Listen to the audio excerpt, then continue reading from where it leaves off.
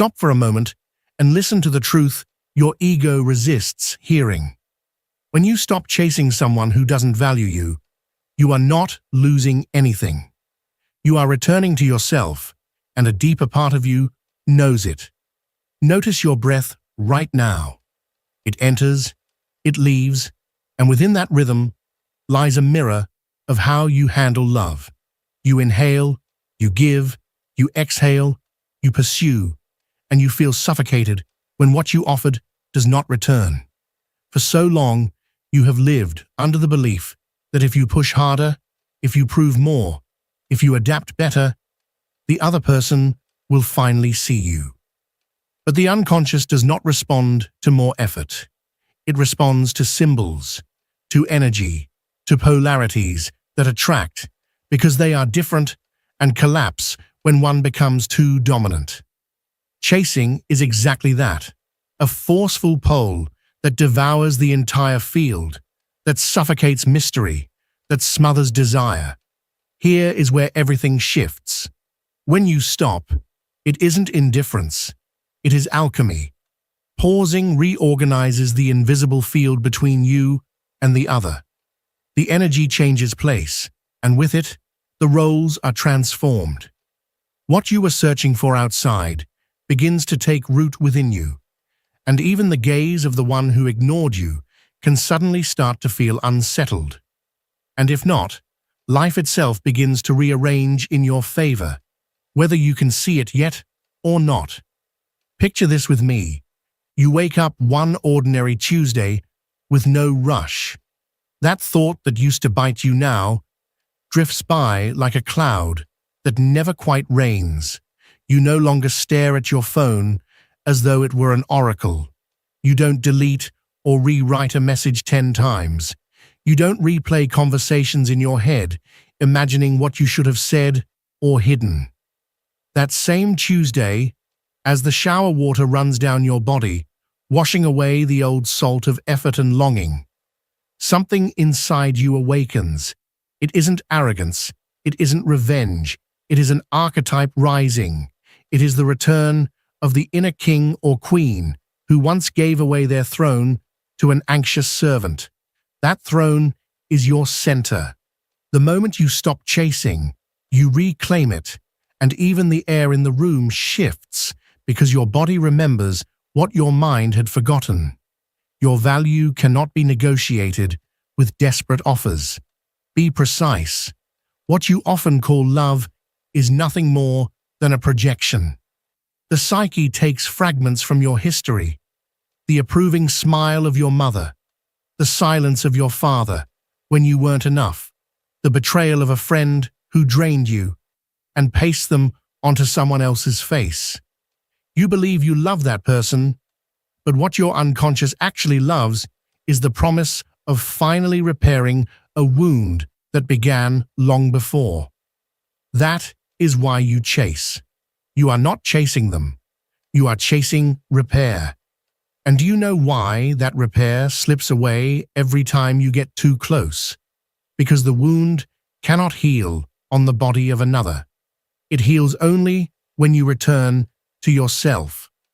The day you stop the pursuit, the projected image loses its shine, and for the first time, you see the real face in front of you, with its fears, limits, and emptiness. And at the same time, you see the real face within you, with its dignity, its clarity, its quiet strength. Imagine two magnets. When one rushes in too forcefully, the other withdraws. Attraction cannot survive control. Libido, that ancient word for life energy, thrives in space, in mystery, in the dance where both move and pause in harmony. Chasing breaks the dance. And here lies the essence. When you stop chasing, you are not breaking the bond. You are breaking the spell of the complex that forced you into the same choreography over and over again.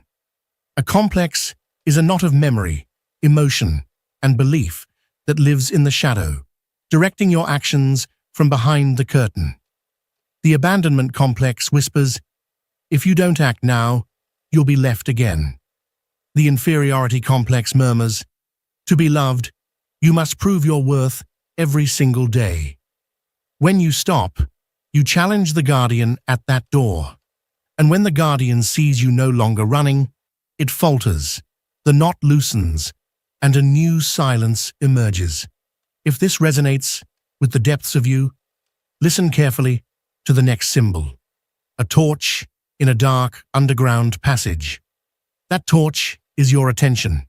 Wherever you place it, you bring warmth. Wherever you warm, you give life. That is why, when you withdraw your torch from the wrong altar, the person who does not value you, you are not extinguishing your fire. You are carrying it to a more sacred place. And here is another truth, rarely spoken aloud. People are drawn to those who carry their own flame, not to those begging for a spark. There is a vast difference between perseverance and pursuit. Perseverance is born of inner abundance. I walk toward you because I have also chosen myself. And if you do not choose me, my light does not dim. Pursuit is born of lack. I run after you to steal from you what I believe I lack. Souls sense the difference without a word. The smile may look kind, the voice may sound sweet, but the field behind reveals desperation. And desperation repels even those who once cared a little. Your torch must return to your own temple. And when you make this invisible gesture, choosing to stop chasing, small synchronicities begin to appear, signs confirming that you are on the right path. A message that no longer unsettles you, an unexpected invitation, a memory surfacing just when you were about to cave, a book falling open to the exact page you needed. This isn't cheap magic, it is the unconscious speaking when you stop forcing it. The unconscious loves rhythm and despises haste. Give it space, and it responds. Suffocate it, and it hides. And in that space, your eyes begin to see more clearly. You realize it was never that they didn't value you, because they didn't know you well enough. It was that you hadn't known yourself deeply enough to set boundaries. Boundaries are not walls, they are ports. They allow in what nourishes and close to what drains. Without boundaries, you attract energy predators or half-asleep souls who want warmth without paying the price of cultivating their own fire. Now ask yourself the hardest question. Who were you really chasing when you chased them? Was it truly them? Or was it a version of yourself you believed you had lost? The version who felt seen, who was unafraid of being intense, creative, sexual, revered. The problem is, you try to recover that version by ripping it from someone else, but it waits for you in your shadow. The shadow is not evil. It is simply what has been denied. Perhaps you denied your healthy pride, your right to expect reciprocity, your right to say no without guilt, your right to stop over-explaining. When you stop chasing, the shadow begins to return pieces to you. A no that comes out naturally, a laugh without shame, the ability to walk away quietly without noise or drama. It surprises you, and it surprises others too. Those who never valued you may become intrigued if they have awareness. If not, they grow angry. They accuse you of being cold, arrogant. That is perfect, because their reactions reveal their level of consciousness. Your task is only to observe and keep walking. Think of the archetype of the hunter. It exists in everyone, regardless of gender. The awakened hunter does not chase out of hunger for validation. They follow tracks with patience. They know the forest. They respect timing. They understand that forcing ruins everything. The sleeping hunter lunges at everything, desperate for results now, and always returns empty-handed. When you stop chasing someone who does not value you, you awaken the lucid hunter. This translates into subtle yet powerful behaviors. You respond when you can, not when fear commands you. You propose from abundance, not from debt. You choose conversations that ignite you, not interrogations that force you to justify yourself. The ones who deserve you will respond to that music. Those who don't will drown in their own silence. And that silence no longer defines you. Let me share with you a secret. Every soul in the process of individuation eventually learns. Love cannot be bought at the cost of your dignity. Individuation is the long journey of becoming who you already were. It demands the sacrifice of the false self that begged for crumbs. When you dare to abandon the role of the beggar, your integrated self appears. No longer a mask designed to please, but a coherent face. Your voice lowers half a tone, your eyes hold for 1 second longer, your body claims its space. You are not doing it to impress anyone. It is simply the natural consequence of choosing not to sell yourself short. And when that happens, something invisible begins to turn. You used to walk into a room searching for someone to admire. Now, you walk in carrying an atmosphere. You once waited for signs. Now, you create them with your very presence. Before, you feared being too difficult. But now you understand that the real difficulty is holding yourself steady at the center while the world tests you. If these words are opening a new space in your mind, share them with someone who needs to hear them. Sometimes we are the mirror that reminds another they can stop running. Let's go deeper. It may feel uncomfortable, but it will be fertile. What do you really gain by chasing someone who does not value you? Intermittent attention. A pattern of inconsistency that hooks you like a slot machine. A message here and there, a lukewarm promise. 1 night of heat, followed by 3 days of cold silence. Intermittence is addictive because the brain hunts for patterns where there is only chaos. You become a decoder of microscopic signals, as if your survival depended on deciphering a hieroglyph, an emoji, a time, a maybe. This shatters your nervous system and disconnects you from your natural rhythm. Stopping the chase is not only psychological therapy, it is also biological therapy. Your pulse returns to you, food tastes better, sleep comes back. Conversations with friends no longer sound like war reports. Everyday life, the same life you dismissed for not being epic, recovers its hidden magic, and within that flow, your magnetism rises without effort. Now let's turn more boldly. When you stop chasing, it's not just you who changes. The entire psychological constellation between you shifts. Carl Jung spoke of how certain bonds activate specific complexes, as though they lit up a particular configuration of the inner sky. In that constellation, one takes the star of power, the other the star of pursuit. When you step away from the pursuit, the constellation either rearranges or collapses. If it collapses, be grateful. That map would never have taken you to harbor. If it rearranges, you will see new behaviors. If there is true love, there will be reciprocity and humility. If it was only narcissistic dependence, you will see rage and manipulation. Either way, the truth comes forward, and that truth is always a gift.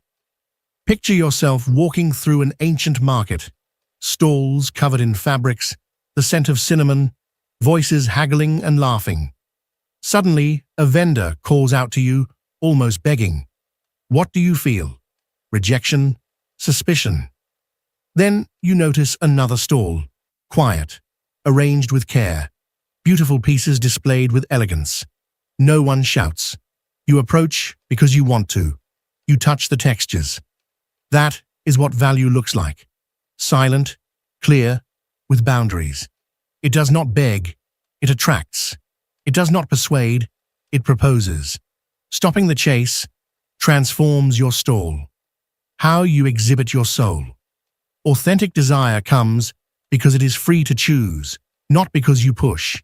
And when it comes, you recognize it, because you too are choosing, not reacting. Ask yourself this and write it on your mirror. Is this movement born from love or from fear? If it is born from fear, it will feel urgent, anxious, full of excuses to escape being with yourself. If it is born from love, it will feel calm, steady, like rain that does not ask permission. Stopping the chase is born from self-love, and from there, something precious happens. You become available again for true seduction, the kind that is not theater, but truth. Conscious seduction is not about making someone need you. It is about embodying a life that makes you necessary to yourself. Whoever chooses you from that place is not looking for a nurse to heal their wounds, but a companion on the path. Your body understands examples better than your mind. Before, you would send a message, and if there was no answer, you sent another, softer, trying to please. Now, you send a clear message with purpose, and if there is no reply, you turn toward your priorities. You don't close your heart, you close the leak. Before, you accepted last-minute plans that destroyed your rhythm and left you resentful. Now, you propose times that honor your schedule, and if they do not align, you thank them and continue. Before, you justified behaviors that hurt you out of fear of losing a chance. Now, you understand that you are the chance. This is not a script. It is the heartbeat of someone who remembers their worth. And believe me, the world responds to those who remember. You may be thinking, if I stop chasing, don't I risk losing it all? Look within. What you can lose was never yours. What truly belongs to you will never demand that you betray yourself. Don't trust promises, trust patterns. Do you feel peace more often than war? Can you be yourself without apologizing? Is there truth? Is there play? Is there tenderness? If yes, the bond strengthens when you choose yourself. If not, your withdrawal is not war. It is self-love. And self-love, in its luminous paradox, is the most erotic force that exists. The body knows this before the mind. It's in the shine of your eyes, the posture of your body, the way you listen. All of it whispers, here is home, or here is hunger.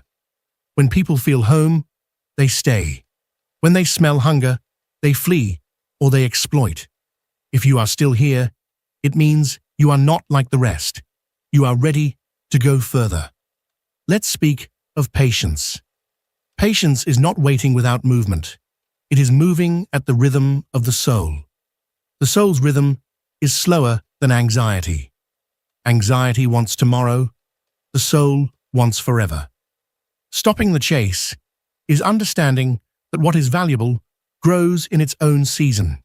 In that season, you rediscover your inner authority. You return to your studies, to your art, to your body. You reclaim silence, exercise, reading, the sun, not as distractions from someone, but as reminders that your life cannot fit into the box of their response. And suddenly, sitting at a table with friends, you discover yourself laughing, present, without replaying the old story. That simple moment is an initiation. You've crossed a threshold without noise. Sometimes when you stop chasing, the person who ignored you returns. They come back with new words, sometimes sincere, sometimes strategic. How to know the difference? Watch their congruence. Do their actions support their speech? Do they respect your new rhythm? Do they honor your no? If yes, allow yourself to explore. Your center now knows how to dance without losing itself. If no, remember the mantra, dignity is not negotiable. And if you feel tempted to test them with games, return to the torch symbol. Do not waste fire in labyrinths. Clarity seduces more than any trick. Some will tell you all this is pride. It isn't. Empty pride screams. Real dignity whispers. Pride demands. Dignity proposes. Pride competes. Dignity creates. And when you create from dignity, you attract a kind of bond you've never known. Fewer roller coasters, more deep oceans. Less I need you, more I choose you. Less drama, more intimacy. Intimacy is the great test. Narcissism runs from it. The soul seeks it. If someone does not value you, it is because their inflated ego cannot tolerate intimacy or because their fear speaks too loudly. In either case, it is not your role to educate or to save. It is your role to live standing tall. Try this ritual to seal your understanding. Tomorrow morning, before you look at your phone, place your feet on the ground and whisper, "I return to my center." Then write 3 lines. What will I honor in myself today? What boundary will I protect? What space will I gift myself? At day's end, ask, did my energy rise or fall? If it rose, you are sober with yourself. If it fell, look for the leak, a yes that was really a no, a message that sought confirmation of your existence, a weight that stole your afternoon. Don't judge, just learn. The soul that loves rituals speaks to you through them. In a few weeks, you will notice that the desire that once dragged you has softened into a gentle breeze. And in that breeze, encounters become encounters again, not exams. Maybe your mind asks, what if I end up alone? Loneliness is not a punishment. It is a bridge. In solitude, you can hear the music of your destiny. There, the self, the center larger than your ego, whispers where to go. Some days it asks you to rest, others to create, others to step into a new place, where an unexpected crossing reshapes your map. Synchronicity loves those who move from truth, and when life finds you there, halves will not arrive. Wholes will. And if they don't arrive today, a piece will arrive that you never knew. And from that piece, everything is clearer.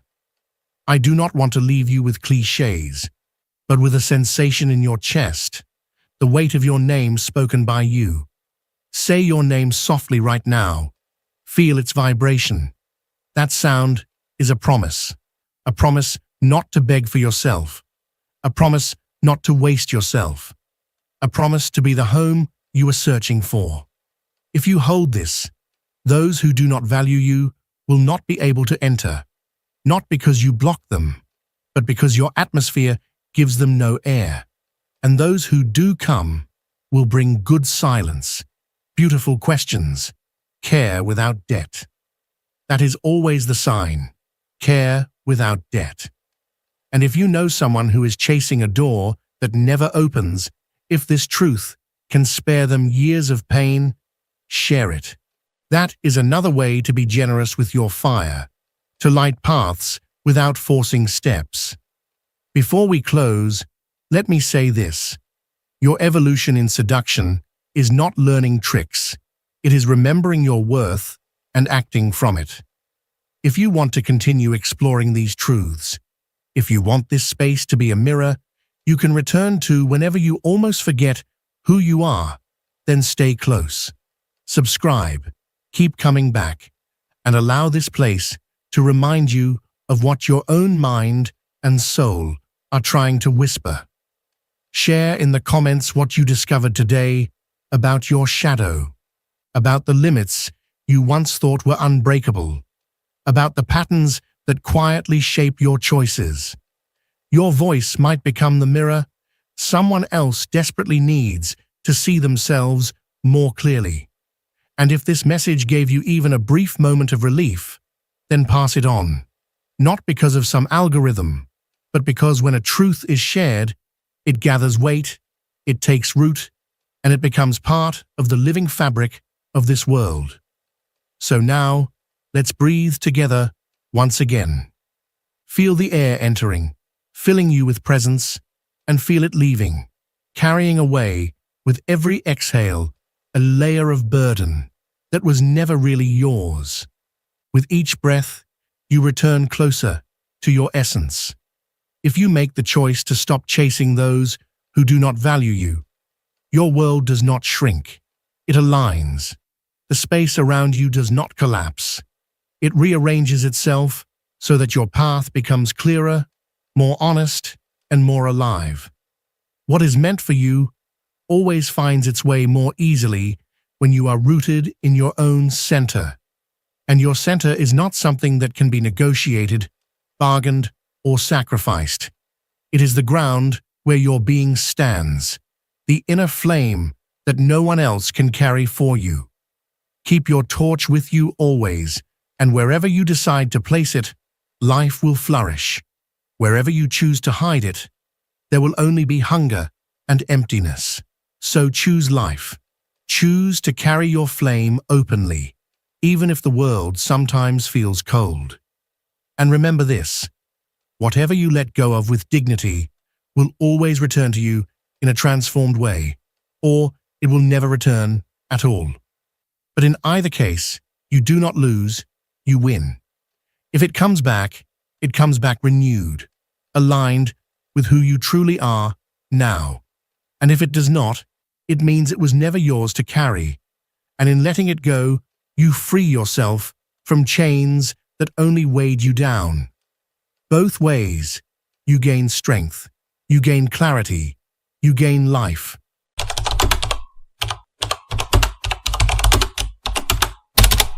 How many times have you betrayed yourself just to hear a simple thank you? How long will you keep drowning in silence just so you don't appear difficult? And what do you lose in the deepest corners of your soul each time you bow before something you don't even believe in? What we refuse to confront within ourselves, we will eventually meet as destiny. Carl Jung said this with precision. It sounds beautiful, doesn't it? But there is a type of kindness that is nothing more than cowardice, a politeness that hides desperation, a smile that, if you look closely, is almost a silent cry for help. Have you ever felt that? Sometimes it seems as if we were programmed from birth to live like this, meeting expectations, avoiding conflict, wearing masks, smiling at the world while dying inside. Pleasing others has become a socially accepted addiction, even praised as noble, yet few dare to speak of its price. Jung did, and that is why the world both feared and resisted him. For him, when you live only to be liked, you are exiling your own shadow, the most vivid, raw, and authentic part of your being. You are rejecting your essence just to fit into a mold. You end up censoring your soul in the name of superficial peace. And sooner or later, that silence demands payment. You begin to realize that behind the good person behavior lies chronic pain, unresolved wounds, guilt, or the memory of a child who learned far too early that to be accepted, they had to stop being themselves. Jung offered us an uncomfortable key. The only way to stop living to please others is to face the truth about what you really want. And what you want might be wild, inappropriate, even ugly in the eyes of others. But it is yours, and it is real. This is not a self-help manual. It is a mirror.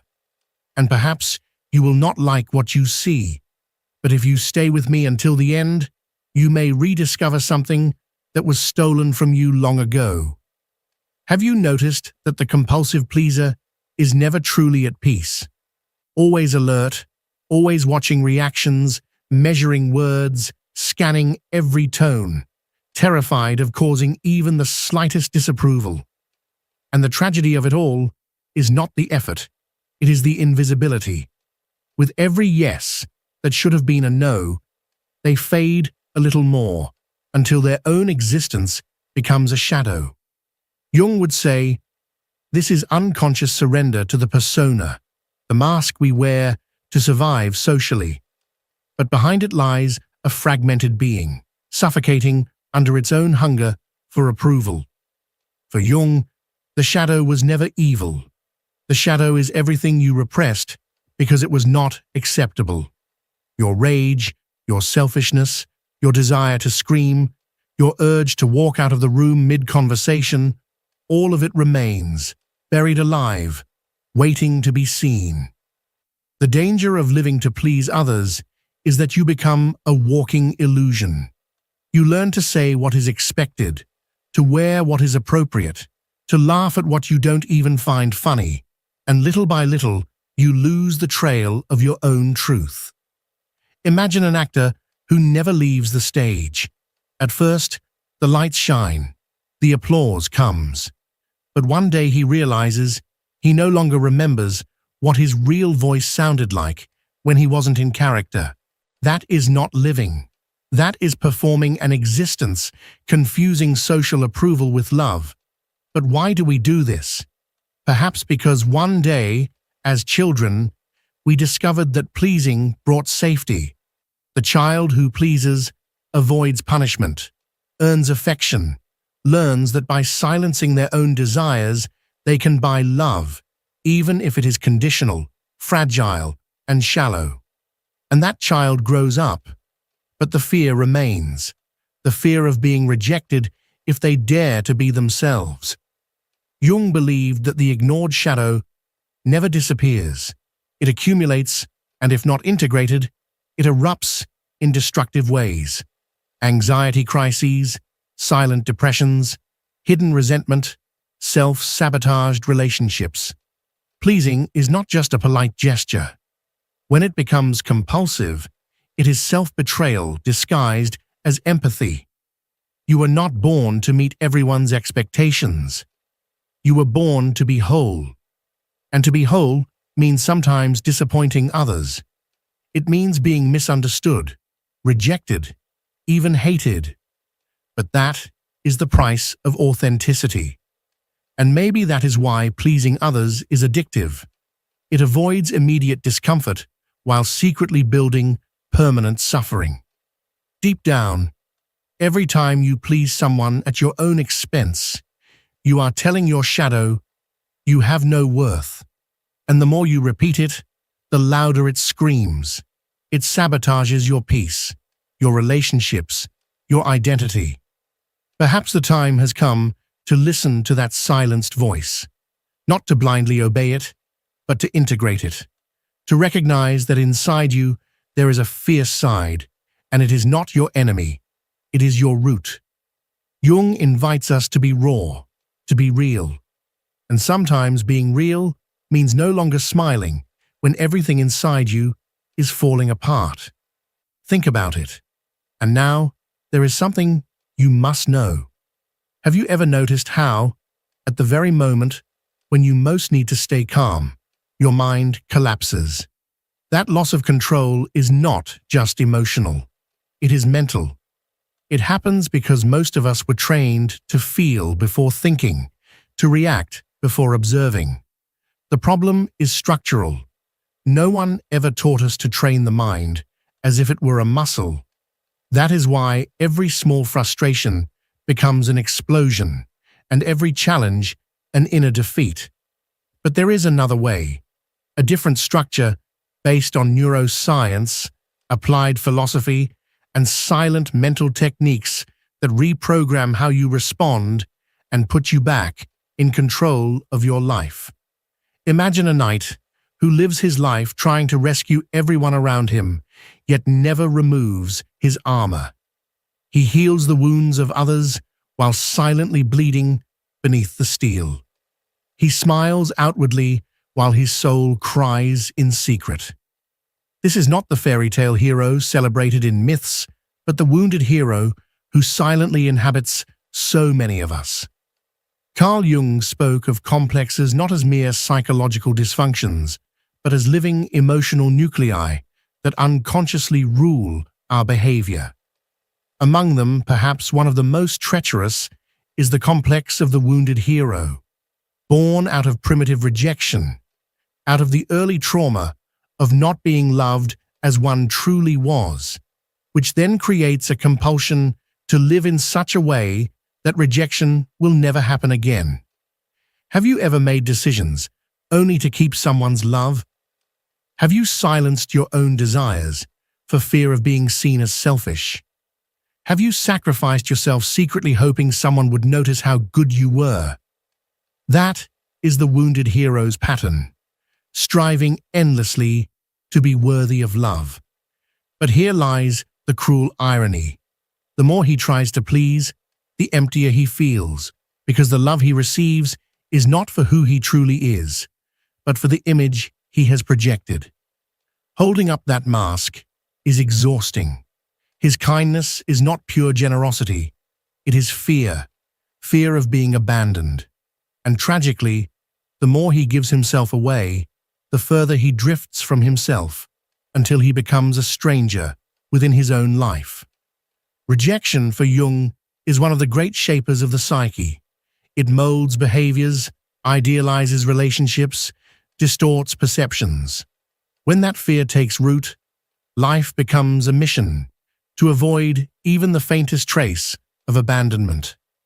You've met this person, the one who anticipates the needs of others before they are spoken, who apologizes even when not at fault, who criticizes themselves for being too much, too sensitive, too demanding, too intense. That person is not being good. They are merely surviving. But survival has a cost, and the cost is true love, because genuine love can only exist between two authentic beings, never between two performances. The wounded hero's complex creates a vicious cycle. You please in order to be accepted, but then you do not feel seen. So you please more and more, until eventually you explode or you vanish, and those around you don't understand why. But you do, don't you? Because deep inside is an ancient voice, maybe from childhood, whispering, "If I am myself, no one will stay." Yet Jung reminds us that what is not confronted cannot be healed. The path is not about pleasing better, but about disobeying that destructive pattern. Yes, rejection may come. Yes, people may leave. But if they leave because you were real, you lost nothing. You freed yourself. The life worth living is not the one that avoids rejection, but the one sustained by integrity, even if it trembles with fear. Pause for a moment. Breathe. You do not need to save anyone to be loved, nor must you always be strong to deserve to remain. You only need to be whole.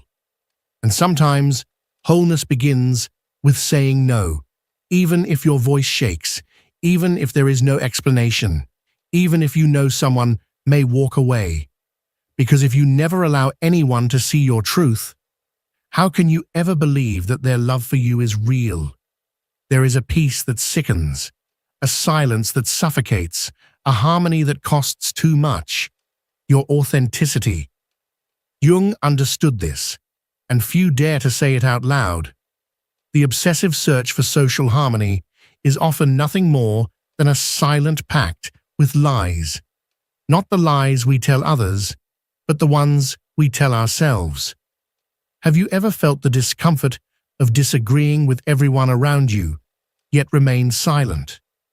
Have you ever longed to leave a place, a relationship, a system, but stayed for fear of disturbing the atmosphere? Welcome to the invisible prison of the collective unconscious. Jung used this term to describe the ancestral psychic force floating above us, shaping our behavior, our values, our beliefs, even when we think we are free. It is like a collective soul, an invisible net, dictating what is right, beautiful, acceptable. And most of us adapt in order to belong. But in this case, adapting means silencing ourselves. Pleasing ceases to be an individual act and becomes a collective ritual. You smile because everyone smiles. You bow your head because no one dares raise theirs. You fit in until fitting in turns into chains. Jung said the individual who does not differentiate from the mass never becomes truly conscious. They remain anesthetized by the norm. And often the norm is a facade, sustained at the expense of human souls. The collective unconscious is not dangerous because it is evil, but because it is invisible. It tells you certain emotions are ugly, certain desires are selfish, certain impulses must be suppressed. And you, terrified of being wrong, crush your own truth to fit the play. But the more you betray yourself to belong, the more you become a stranger inside your own existence. Haven't you felt it? That eerie sensation of being in a crowded room yet completely alone, of laughing without knowing why, of being surrounded yet utterly disconnected. Perhaps you are not living. Perhaps you are only acting, following a script written by the collective unconscious. So the question becomes, are you willing to pay the price of being yourself, even if it costs the acceptance of others? Because if not, prepare to pay another price, the price of inner alienation, that slow corrosion that turns life into farce, relationships into theater, work into sacrifice, and you into someone else. Imposed harmony, the kind that forces you to smile while everything inside you screams for change, is nothing but a decorated prison. And as Jung said, freedom does not come from avoiding conflict, but from facing it. To be free does not mean to sever every tie, but to sever lies. And that hurts. But pain is the awakener, the force that tears the thin skin of persona to reveal the raw flesh of the soul. This is what begins the process of individuation, the birth of the true self. Perhaps today you do not need to strive harder to maintain peace. Perhaps you only need to let chaos speak, to give your uncomfortable truth a voice. Because sometimes the beginning of healing is the end of harmony. Have you ever caught yourself smiling without wanting to? Nodding at something that disgusted you inside? Feeling rage, yet swallowing it, as though your pain were a shame to be hidden? You may think that is maturity, control, good manners. But what if Jung told you it is a mask, and one of the most dangerous? In Jungian psychology, the persona is the face we show the world, a necessary adaptation to social life. But when idolized, it becomes a prison. And within this existential theater, there is one mask worn by many without realizing, the mask of the people-pleaser. This archetype, molded in childhood, learns early that safety comes from being useful, praise from being agreeable, love from being convenient. It learns that to exist in the world, one must abandon oneself, and so begins the exile. The child learns to do what adults approve of. Later, the teenager adapts to fit into the group. Then, the adult molds themselves to be loved, but deep down, all are still acting. Jung would say this compliant persona is an escape from individuation, the profound process of becoming who you truly are. The more you invest in the mask, the further you stray from your real face. Why is this archetype so powerful? Because it works. It wins friends, maintains relationships, earns applause. The hungry ego clings to it like an addiction. But there is a cost. The soul begins to wither. The chronic pleaser no longer knows what they desire. They cannot say no without guilt. They avoid conflict at all costs, even when conflict could be liberating. Worst of all, they believe that if they remove the mask, they will be abandoned. But that belief is an illusion born from old wounds. Perhaps one day, as a child, they dared to be themselves and were punished.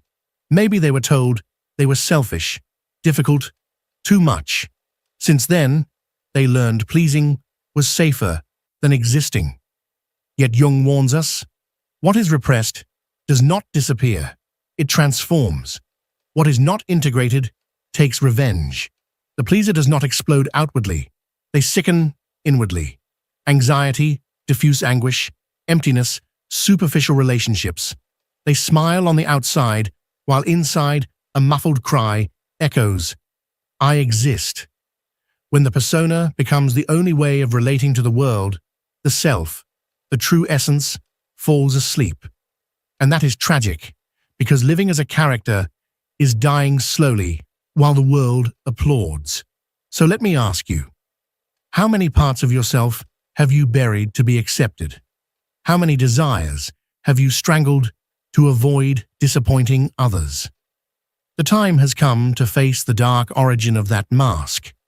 Not to rip it off violently, but to look at it and say, "I no longer need you to be loved." Jung's path is not to destroy the persona, but to stop confusing the mask with identity. To use it as a tool, not a prison. You can still be kind, but let it come from choice, not fear. You can still be empathetic, but without erasing yourself. Because there is a vast difference between pleasing out of love and pleasing out of panic. And once you understand that difference, everything changes. There is a quiet, devastating moment when you realize you have spent more time pretending to be someone than being yourself. And there is no pain more intimate than that. Looking into the mirror and not recognizing who you are. It is here that many give up. But for Jung, this is where life truly begins. For him, the goal is not to be good or accepted, but to be whole. And wholeness does not mean being eternally balanced or enlightened. It means integration, the acceptance of all the parts you once tried to hide, silence, or destroy. Anger, desire, envy, pride, the fear of not being loved. These are not moral defects, but fragments of your psyche demanding to be heard. To ignore them is to strengthen them in the shadows. The pleaser lives by pretending. Pretending everything is fine. Pretending not to care. Pretending not to feel rage. Pretending usefulness is enough. But every time you pretend, another part of you falls asleep. And the danger of too much sleep is forgetting you are alive. Integration, Jung said, is looking at those parts and saying, "You too are me." It is recognizing that what you most despise in others might silently live within yourself. It is ending the division between light and shadow and accepting that you are both. Brutal authenticity is not aesthetic. It is courage. It is speaking your truth even while trembling. It is setting boundaries though your voice shakes. It is enduring the discomfort of rejection so you do not reject yourself. But that terrifies us, doesn't it? Because we were taught that being truthful is selfish, that honesty is cruelty, that intensity is unbearable. And so we fake it.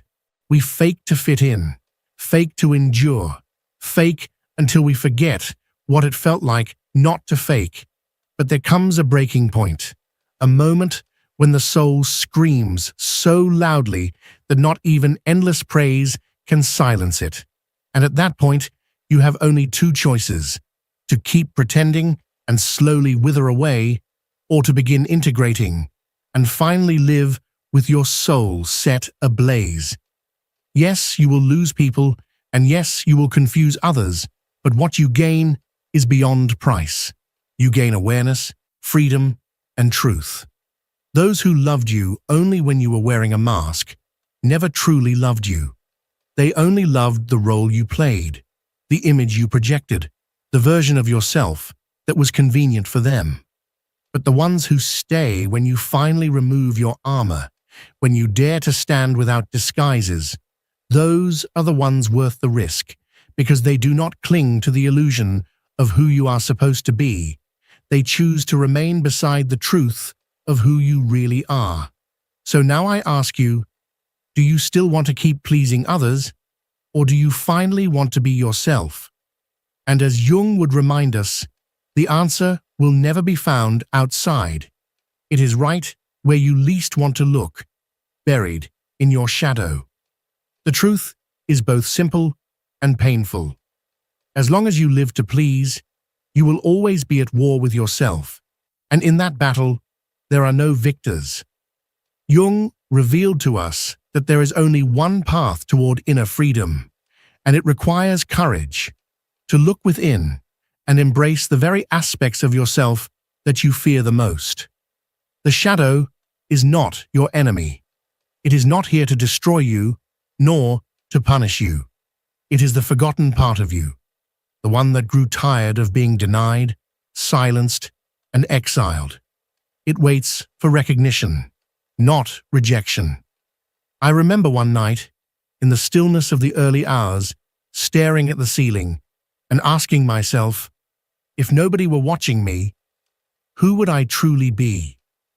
In that silence, I realized I had no answer, only the echoes of other people's voices, their expectations, their projections. And maybe right now, as you listen, you are beginning to feel the same unsettling truth rising within you.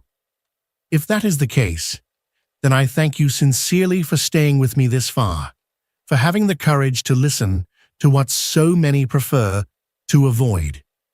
Most people spend their whole lives running from this question because facing it demands the dismantling of illusions that once felt safe. But you are still here, which means something inside you is ready. Something within you is beginning to demand honesty. And if all of this resonates with you, then do not ignore it. Consider this moment as an invitation to look deeper, to stop letting your reactions control you, to stop letting your chaos define you. There is a way to transform reactivity into self-mastery and confusion into a grounded presence that no storm can shake. The choice now belongs to you. So I ask again, are you going to keep sacrificing your authenticity just to be accepted? Or are you willing to step into the risk of being yourself? You already know the cost of the first option: silence, suppression, and a war within your own soul. But the second option, the path of truth, leads to something far greater, something no approval could ever offer you: the unshakable peace of living in alignment with who you really are. If this message struck you at any point, if it exposed you, touched you, or challenged you, then let that be a sign. Share your experience. Comment below the moment when you first realized that you were betraying yourself just to gain approval. Because when you speak your truth, you give others permission to do the same. And finally, if you felt this was meant for you, support this space. Like the video, subscribe, and be part of this community. You can keep pleasing others, or you can choose to take back your own life. One path belongs to the algorithm. The other belongs to you. The decision is yours.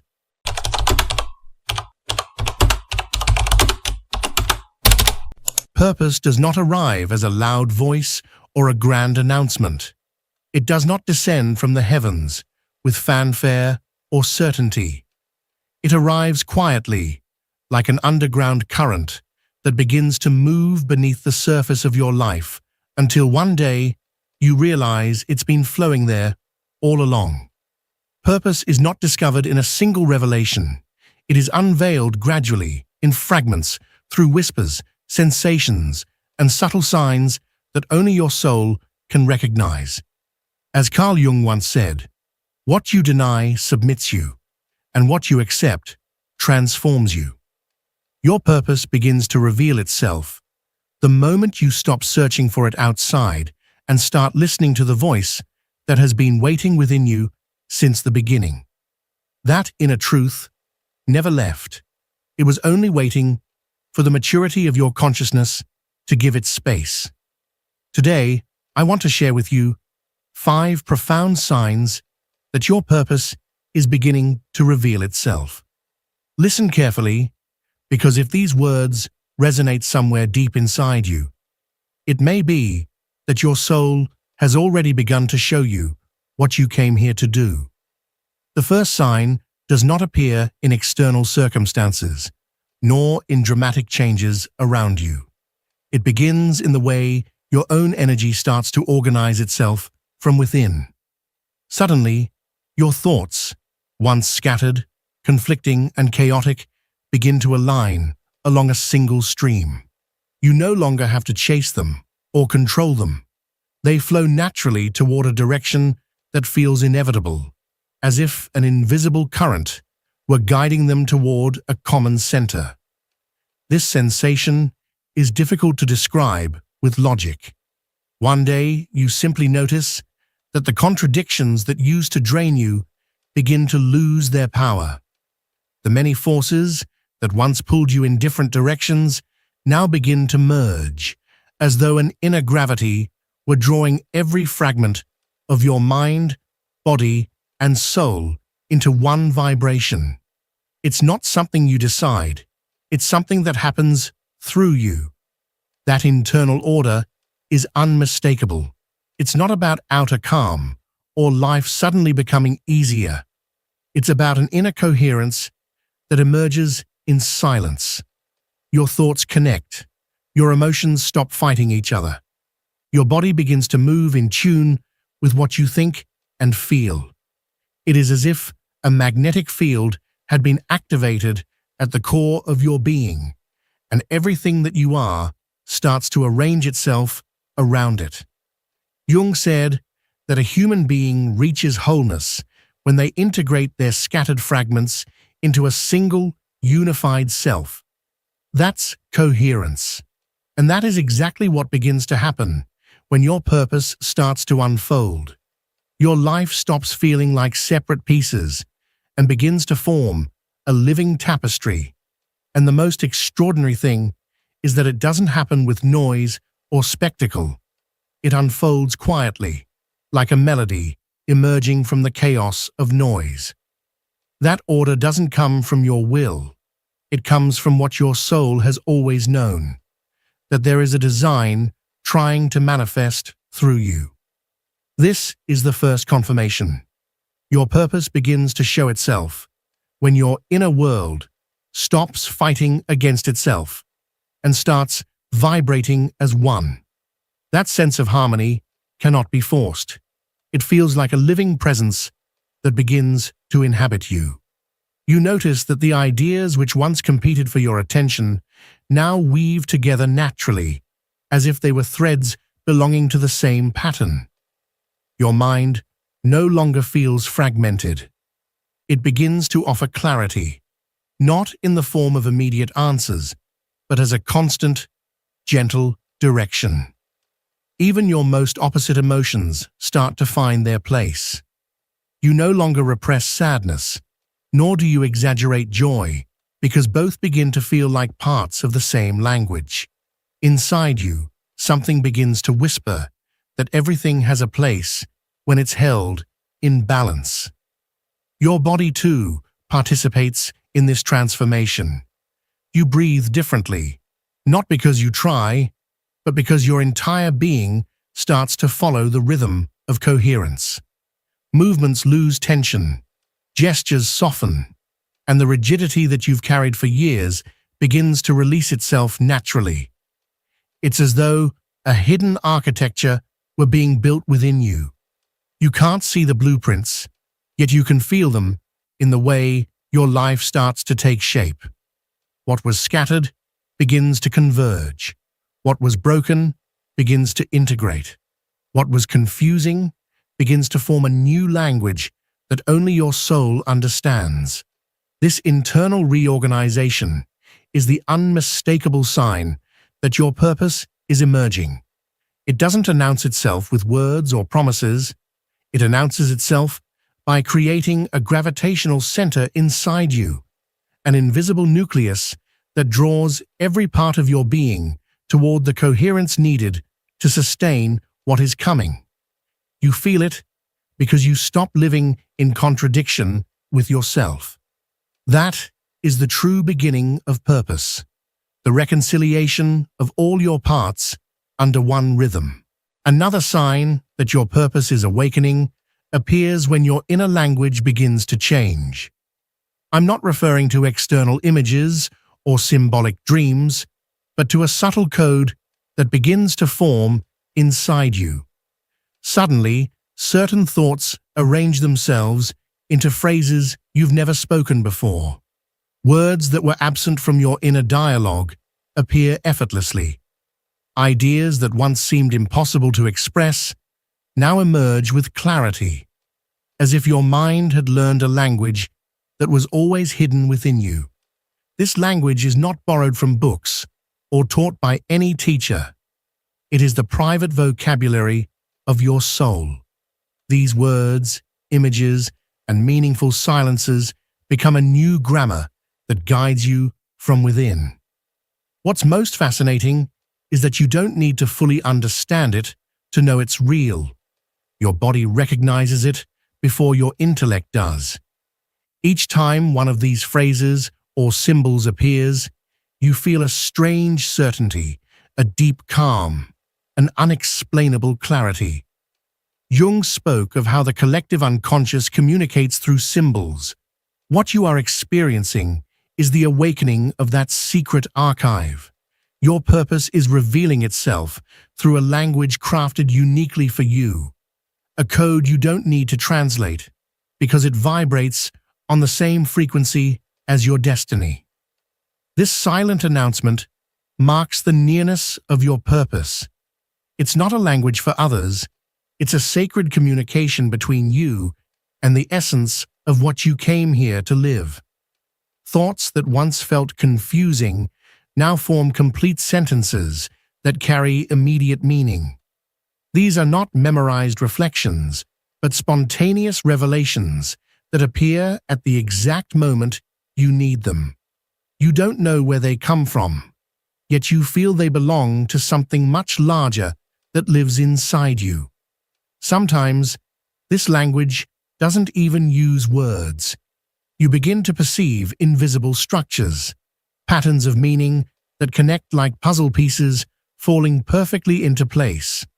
What once seemed separate now becomes part of a greater narrative, and that coherence becomes a silent compass. It doesn't tell you precisely what to do, but it gently guides you toward what feels true. And something even more revealing happens. This language transforms the way you perceive yourself. What once appeared as internal conflict now feels like complementarity.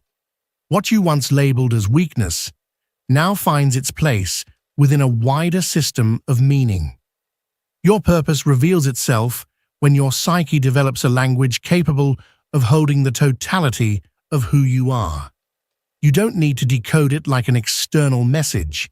The transformation happens through how it reshapes your perception. You become more aware of your thoughts, more sensitive to your emotions, and more discerning about which ideas deserve your energy and which are merely passing noise. This new language is a sacred architecture. Every word, every symbol, every sensation that appears within you is like an invisible brick building, the inner space where your purpose will dwell. Even if you can't see it reflected in the outer world yet, inside you, the story that will sustain it is already being written. And that is why this sign is so powerful. It reminds you that purpose does not reveal itself as an external event, but as an inner language that begins to organize your universe from within. Then there comes a moment when you begin to perceive something even deeper. The sense of inner space expands. I don't mean physical space, but the way your consciousness experiences itself. Before, everything inside felt tight, like your thoughts were bumping into each other in a small, crowded room. But suddenly, there is spaciousness. It feels as though your awareness has opened an invisible window to infinity. This inner space is not emptiness. It is fertile ground, created to hold what is being born in you. It's not a superficial calm, but a genuine expansion of your capacity to hold reality. You find yourself able to contain more emotions without breaking, to entertain more ideas without confusion, to face more questions without fear. Your inner world becomes wide, flexible, alive with the texture of something preparing to contain a greater destiny. That silent expansion is a sacred sign. Your purpose begins to unfold when your soul grants you the inner space to sustain it. Life does not give great missions to small containers. It first teaches you to feel spacious inside, and only then does it place within you what must be expressed through your existence. Carl Jung once said that the soul expands when it prepares to integrate the unknown. That is the key. The inner space that begins to unfold within you is the confirmation that what once seemed impossible to contain has finally found a place to live. That inner expansion doesn't arrive with fireworks or fanfare, but as a quiet certainty that reveals itself in the smallest details. Suddenly, you can hold emotions that used to overwhelm you. Sadness no longer drags you into despair. Joy no longer confuses you. Doubt no longer paralyzes you.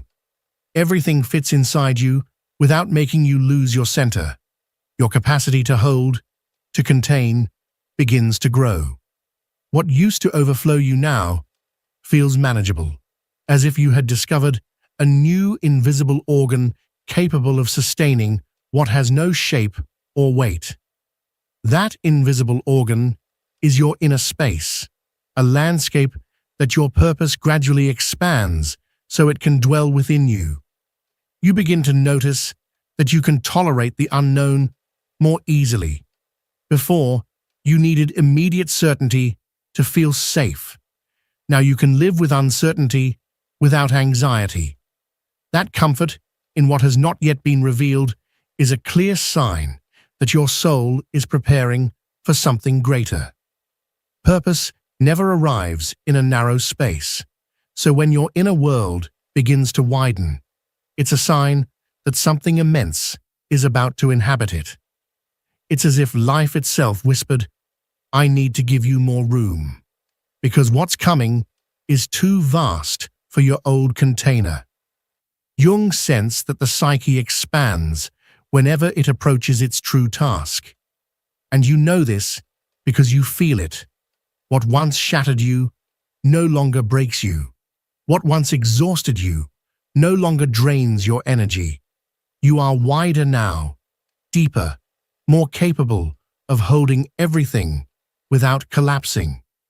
If you've ever felt this new space opening within you, as if you could breathe deeper into your own soul, recognize it as the beginning of something sacred. Your experience might become the mirror someone else needs to confirm that their purpose too is beginning to unfold. That inner space is not just expansion, it is resonance. Before, your thoughts and emotions bounced like chaotic echoes inside a closed room. Now, everything within vibrates with clarity, as if your soul had refined the acoustics of your being. You become someone who can listen with precision to what was once lost in noise. Not because the world changed, but because within you there is now a space large and silent enough to receive everything without distortion. That widening within has a transformative power. You stop feeling the urge to escape your circumstances because you realize there is enough space inside you to hold them all. And when you discover that you can hold more than you once believed, a new magnetism emerges, the certainty that what's coming will not crush you, but will find its rightful place within. This is the beauty of the process. Without realizing it, your soul has been training you for what you once asked for. What felt like delay was actually expansion. What seemed like emptiness was the construction of an invisible foundation. now revealed as the home where your purpose will dwell. When you experience this inner spaciousness, when your being no longer feels confined or limited, it means that something is preparing to unfold inside you. Purpose is not a distant destination. It is a guest already knocking at your door, waiting only for the space within you to be wide enough to welcome it. And then something extraordinary happens. Your will begins to transform. Actions that once felt heavy, that required constant pushing, suddenly become lighter, almost effortless, as if something inside you began moving on its own. It doesn't mean that life becomes easy, but that the inner resistance that once drained you begins to dissolve. The energy you used to spend convincing yourself, forcing yourself, dragging yourself forward, has now been replaced by a natural impulse. You rise and act, not because someone told you to, not because you pressure yourself, but because there is an inner current moving you gently forward. That flow is not coincidence. It is the sign that your purpose has already begun to inhabit you and is guiding your steps. Life no longer needs to impose discipline from the outside when meaning flows from within. What once felt like empty routine now becomes a riverbed through which your energy flows without resistance. Jung said that when the soul finds its path, it moves as naturally as rivers flowing to the sea. That's exactly what you feel now. The current is no longer interrupted. Your effort is no longer a forceful push. It becomes accompaniment. And here lies the wonder. You begin to realize that it's not you forcing yourself to live. It is life itself, living through you. This shift from tension to flow is powerful confirmation that your purpose is already writing its script within you. You no longer depend on motivation or reminders. You simply find yourself in motion. Tasks that once seemed endless unfold effortlessly, as if your energy knew exactly how to distribute itself. This flow doesn't erase exhaustion, but it transforms it. Before, tiredness was a sign of inner resistance. Now, even in effort, you feel direction. You sense that what you're doing doesn't erode your being, but builds it. The change is subtle, almost invisible at first. You find yourself advancing in processes you had delayed for years, and you're not doing it from pressure, but from a quiet clarity guiding you. Movement appears naturally because a path now exists within you, and your will follows it just as water follows the course of a river. This transition is undeniable evidence that purpose is already alive in you. Your will stops being a battlefield and becomes an ally. What once drained you now feels like continuity, as if something greater had taken over the direction of your effort. And here lies the mystery.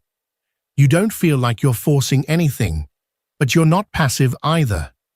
It's a strange balance between surrender and action, between letting yourself be carried and still walking with firmness. That harmony appears only when your purpose begins to reveal itself, because then life no longer flows against you, but with you. Have you ever felt that inner flow? The moment when acting stopped feeling like a burden and became a natural impulse.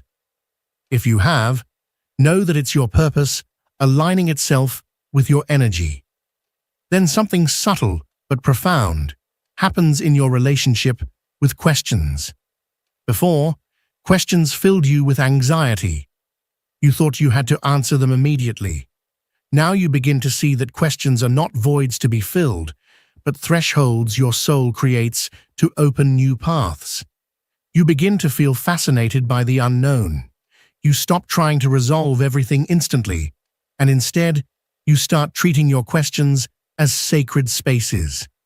Each question becomes an announcement, a symbol of something about to unfold within you. Behind every doubt lies a fragment of your purpose, slowly revealing itself. The absence of answers no longer paralyzes you. It invites you to observe, to listen, to go deeper. Questions become seeds that bloom in time. Your soul learns that not every mystery must be solved now. Some exist only to broaden your perception and prepare your inner space for what's coming. Jung said that the soul is nourished more by mystery than by certainty, and that nourishment is what you experience when your purpose begins to reveal itself.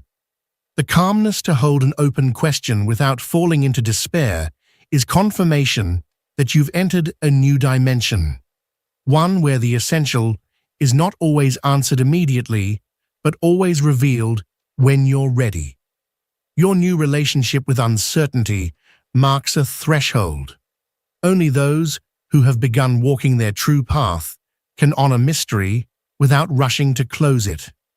Questions stop feeling like locked doors and become passages under construction. You notice that each doubt echoes differently now, as if the very act of holding the question were already a form of progress. You start realizing that not every question exists for a quick answer. Some are meant to give you direction, others to refine your sensitivity, others to expand what you're capable of embracing. Instead of pressuring you, these questions become companions, gentle reminders that your purpose doesn't arrive all at once. It unfolds in stages. Your thinking changes too. You no longer jump from conclusion to conclusion, searching for desperate certainty. You can coexist with the unfinished without feeling lost. That state isn't passivity, it's maturity. You begin to understand that truth also manifests in fragments, and the tone of your inner dialogue transforms. The questions that once sounded like accusations, "Why haven't you achieved this? Why are you still here?" start turning into invitations. What part of you wants to grow here? What new dimension of yourself needs space? Each question becomes a symbolic doorway. You don't need to walk through all of them now, but you recognize that each one points to an area of expansion that your purpose is already preparing. And when you can hold those questions without fear, your soul proves that it's ready to receive answers larger than it could once bear. When you look back, you realize nothing was in vain. Every silence, every piece of chaos, every apparent void was preparing your inner world so that your purpose could finally emerge. Because purpose is not handed to you as a prize. It is born within you, like a slow awakening. And that birth requires space. It requires maturity. It requires that your soul has learned to listen to what the ego never could. The signs are not abstract spiritual ornaments. They are real transformations, an internal order that gives you coherence, a new language guiding you from within, an expansion that allows you to hold what once broke you, a will that flows instead of forcing, and a new relationship with the questions that once terrified you. All of this is proof that what lives inside you has already begun to unfold. Your purpose is not a faraway destination or a secret that someone else holds. It is the deepest voice of your being, reclaiming space in your everyday life. It is the script your soul wrote long before you arrived here. And now, through these signs, it is reminding you. So allow yourself to trust what is already moving. Don't see your purpose as a distant horizon. See it as a seed already sprouting within. You don't need to rush. You don't need to prove anything. You only need to recognize that everything you're feeling now is already part of that revelation. If this message touched something deep within you, it's because your soul was ready to hear it. Let it echo inside you. Let it remind you that what you seek is not outside, but already unfolding quietly within. Subscribe, stay with us, and remember this: whatever your soul keeps in silence never truly disappears.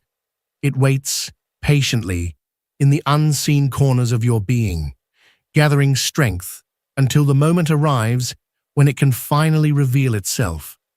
One day, often without warning, that quiet truth that has been whispering within you finds its voice.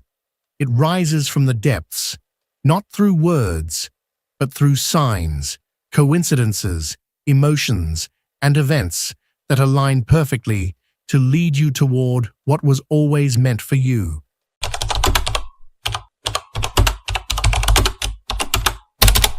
The monumental work of Carl Jung, one of the most influential figures in depth psychology, has left behind a legacy of ideas that continue to illuminate the complexities of the human psyche. His theories are not merely abstract concepts, but living truths that echo through the inner landscapes of individuals across cultures and generations. Among Jung's most profound contributions lies a concept that is often misunderstood and yet holds tremendous implications for both personal and collective transformation: the presence and influence of the unrecognized shadow. Jung's exploration of archetypes, complexes, and the collective unconscious provides a framework through which we can begin to comprehend the hidden dimensions of the self.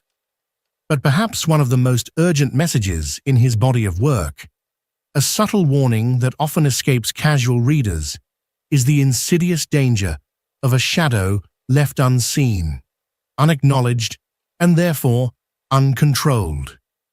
The shadow, in Jungian terminology, is far more than just the dark or negative side of the personality. It represents everything that a person has failed to incorporate into their conscious identity. It is the repository of thoughts, emotions, impulses, desires, and even potential strengths that the ego has rejected, sometimes because they were considered socially unacceptable, morally wrong, or simply out of alignment with the individual's idealized self-image. This means that the shadow is not inherently evil. In fact, Jung emphasized that the shadow includes not only our destructive tendencies, but also our unused potential, creativity, authenticity, spontaneity, even love, that we have repressed or denied because they threatened the version of ourselves we were told to maintain. From childhood, we are taught, subtly or explicitly, what parts of ourselves are welcome and what parts are not. We begin to divide our psyche, pushing aspects of our being into the unconscious in order to survive socially and emotionally. A child who learns that anger leads to punishment may suppress their assertiveness. A girl taught to always be modest may hide her natural confidence and power. Over time, these disowned fragments accumulate, forming what Jung called the shadow. But this shadow does not lie dormant. Though buried beneath layers of consciousness, it continues to exert a powerful influence over our thoughts, behaviors, and relationships, especially when we are unaware of its presence. The less aware we are of the shadow, the more control it has over us. Jung warned that the less the shadow is integrated into conscious life, the darker and denser it becomes. It doesn't fade away. It festers, deepens, and eventually erupts in ways that can be harmful, confusing, or even destructive.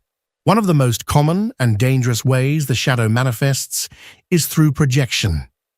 This is the very warning Jung subtly embedded in his teachings, that we will inevitably project our shadow onto others if we fail to recognize it within ourselves.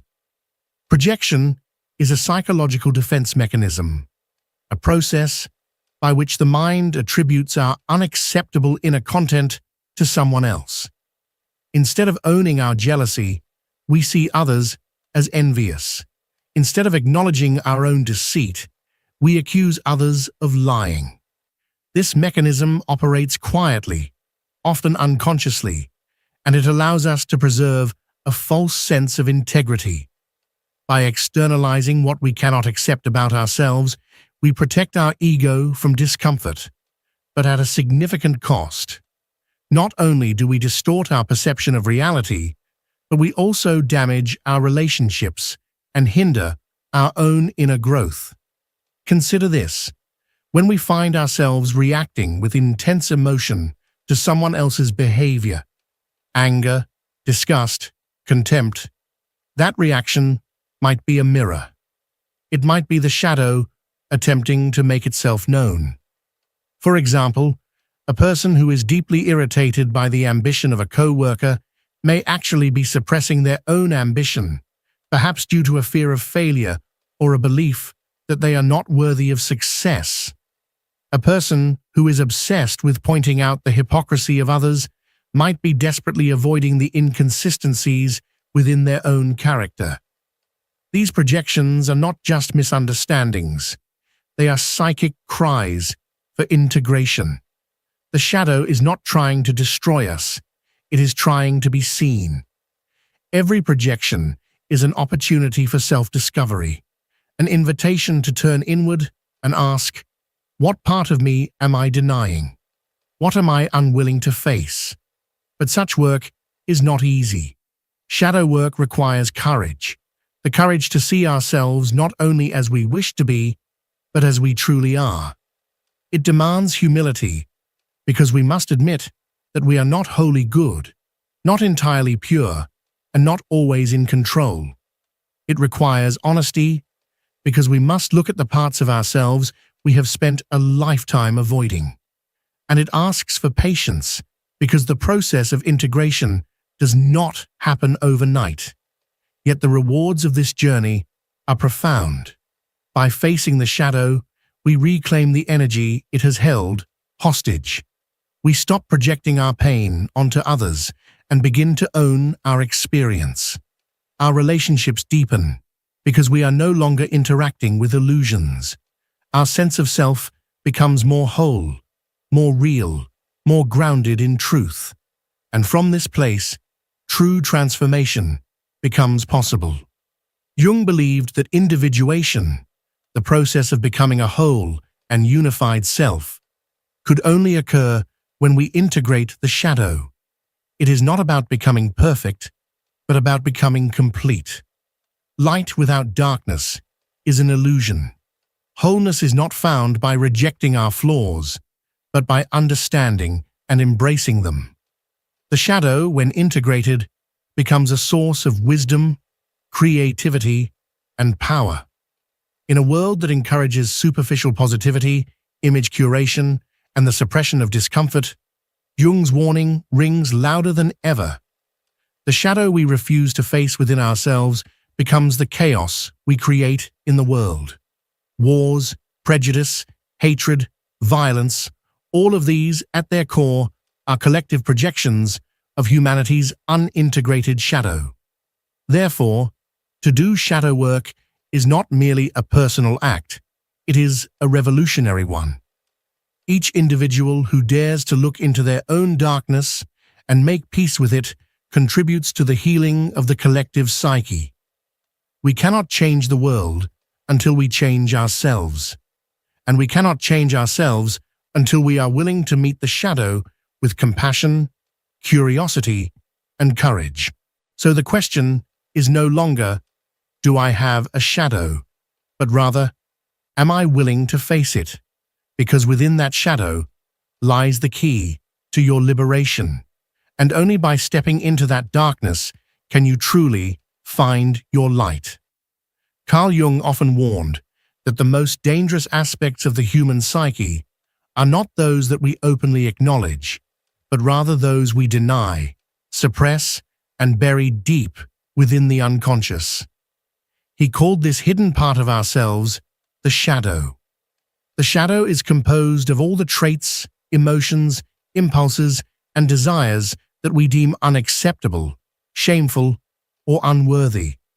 It's the part of us we pretend doesn't exist, the part we exile from the daylight of our awareness. But this rejection doesn't make the shadow disappear. In fact, the more we repress it, the more power it gathers in silence. When we completely ignore the shadow, when we push it so far down that we can no longer see or feel it, it becomes volatile. It doesn't stay quiet forever. Jung emphasized that the shadow, when not recognized and integrated, doesn't simply fade into nothingness.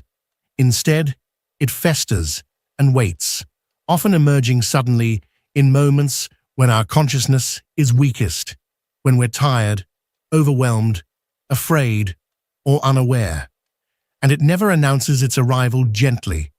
It bursts forth in disproportionate outbursts of rage, in sudden waves of jealousy, in acts of sabotage against ourselves or others.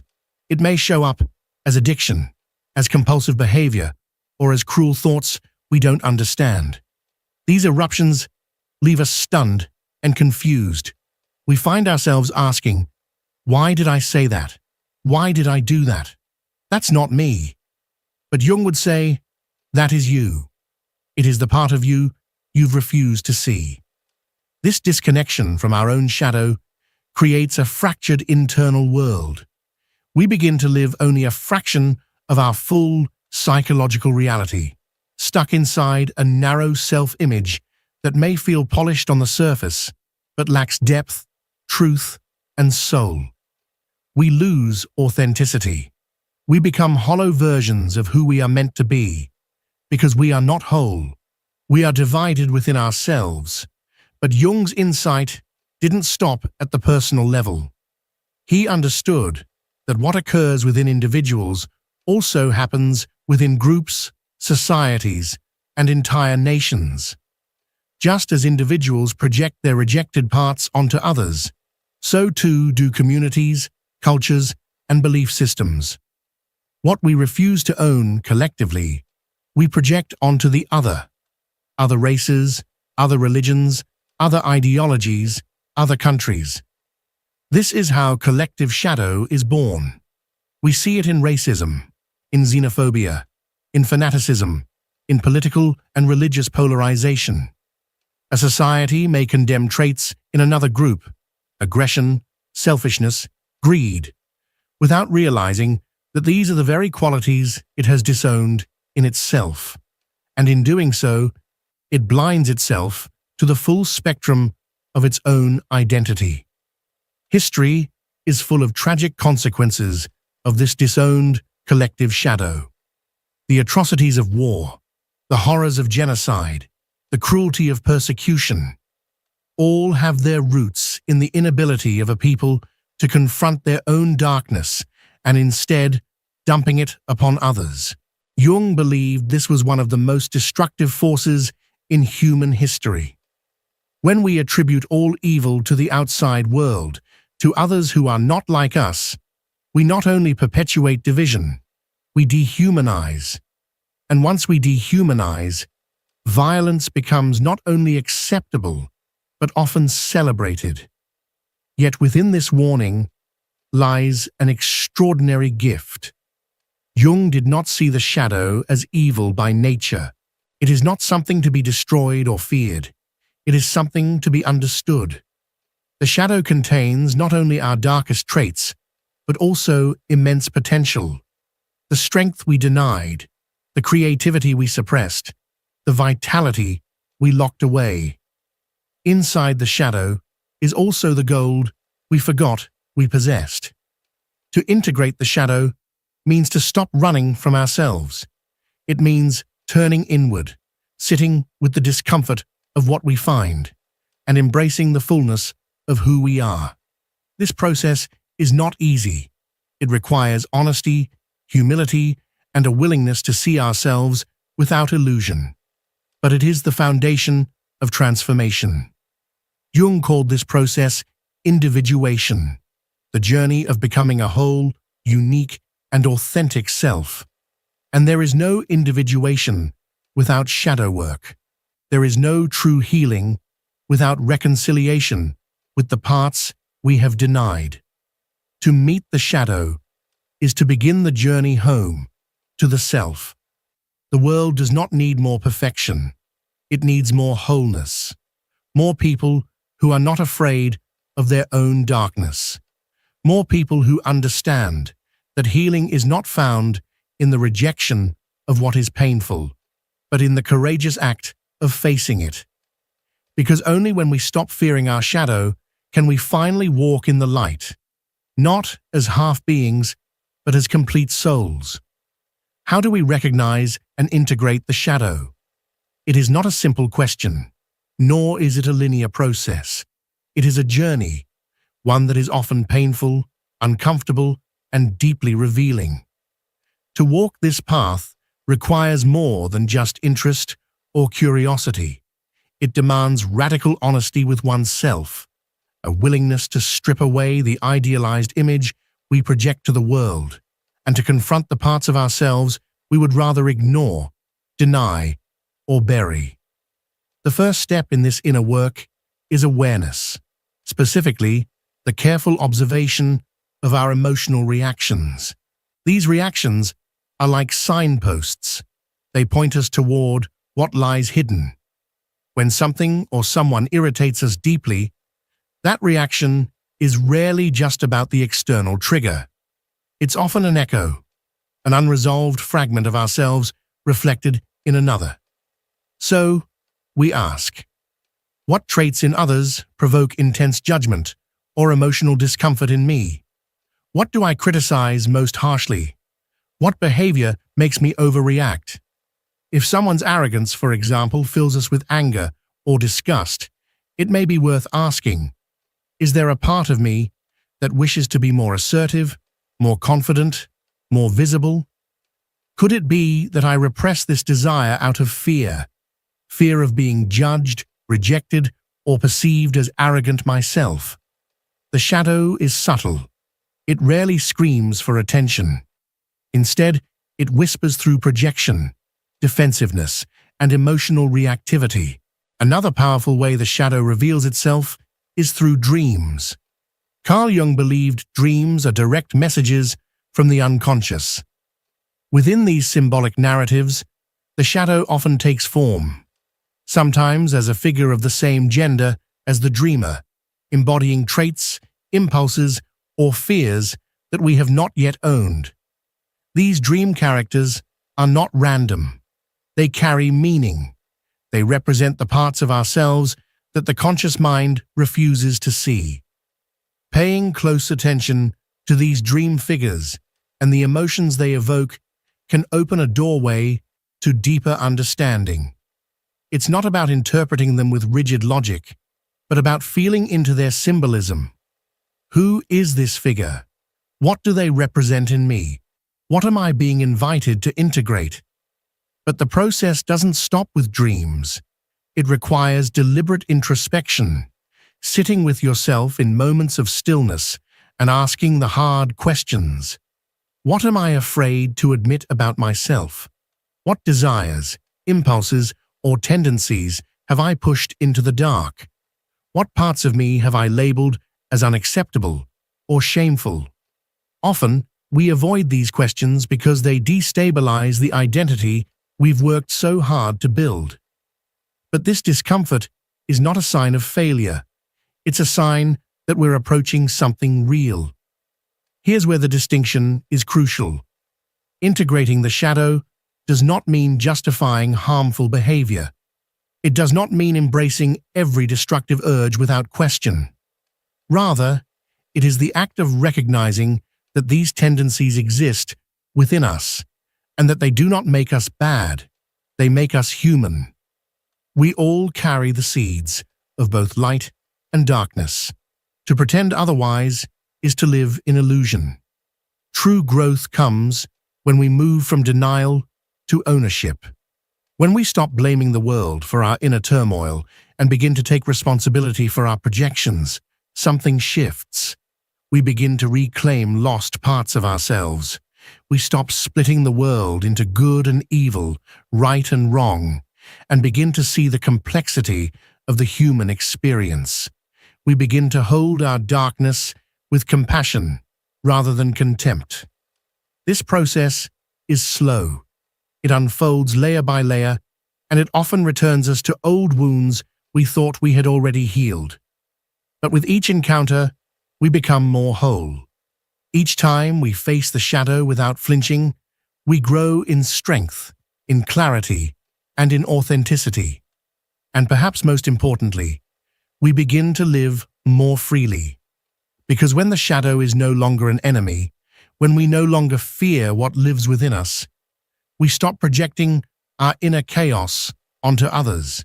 We stop seeking villains to fight outside of us and start cultivating peace within. We become less reactive, more grounded, and more aligned with our true nature.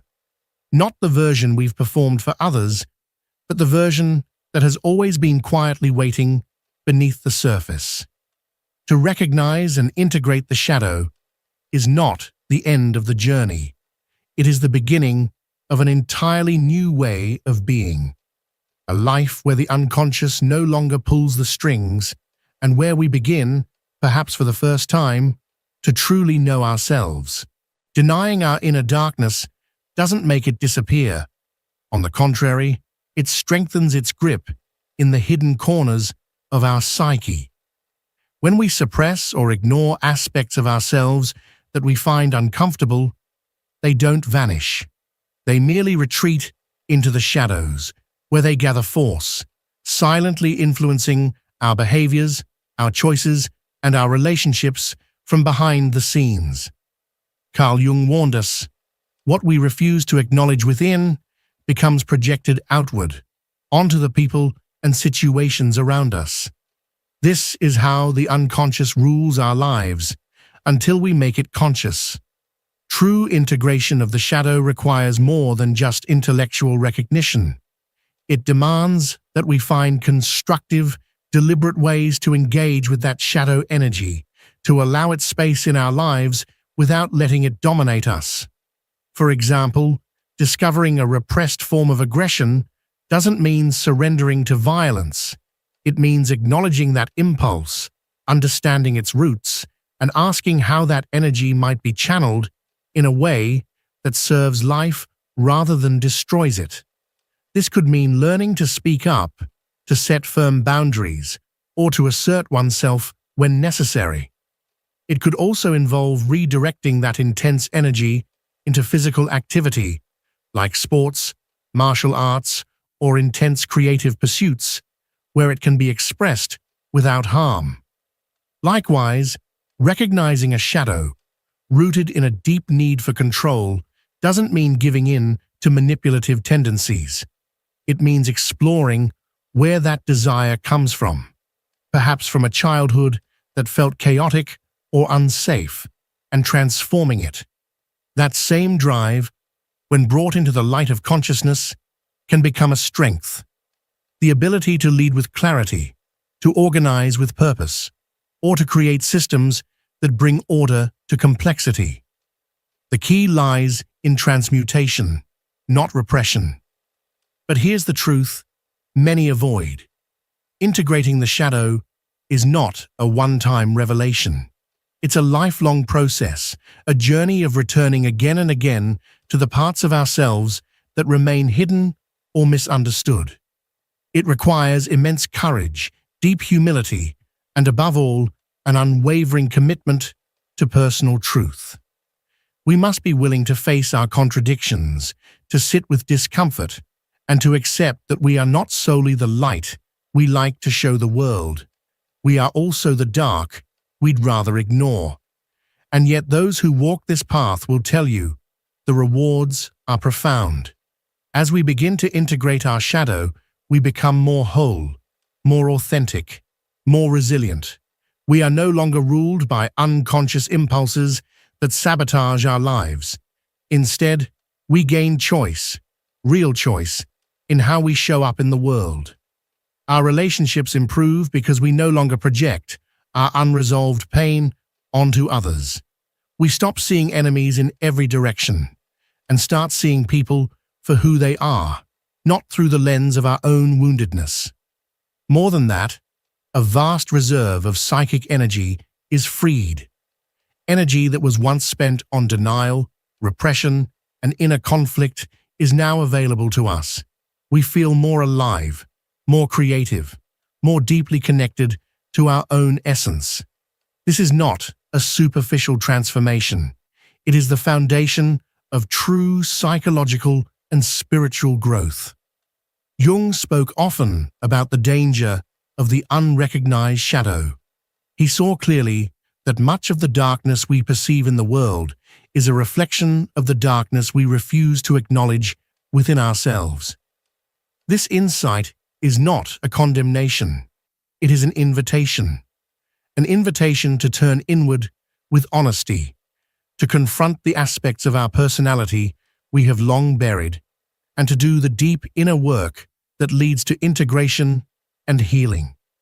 Because when we recognize our own shadow, something miraculous happens. We stop fearing the shadow in others. We stop reacting with judgment and start responding with compassion. We create space for dialogue, for empathy, for real connection. We begin to weave a new kind of fabric in our relationships, one rooted not in perfection or idealization, but in mutual understanding and acceptance. This is the beginning of a more conscious humanity. And in the end, the shadow, once illuminated by the light of awareness, reveals its hidden gifts. It no longer needs to be a source of shame, fear, or destruction. It becomes instead a source of strength, creativity, and wisdom. The very energy we once feared becomes the fire that fuels our transformation. This is the paradox at the heart of Jung's work.